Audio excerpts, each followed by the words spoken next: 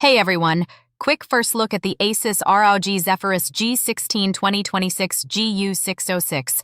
And yeah, this thing is kind of wild. So right away, this is Asus trying to do the one laptop for everything idea. It's super thin, super premium, and honestly feels more like a high-end ultrabook than a traditional gaming laptop.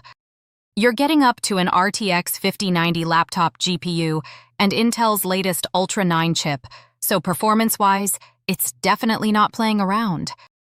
But the standout for me? That display. It's a 16-inch OLED panel, 240 Hz, and insanely bright, up to 1100 nits. It looks ridiculous in person, especially for creative work or media. Cooling is also surprisingly controlled. It stays quiet during light use, and fans only really kick in under load. Now the big downside. The RAM is fully soldered. No upgrades later. So you really have to buy smart up front. And yeah, it's not cheap. But if you want power and portability in one, this is one of the strongest early 2026 contenders.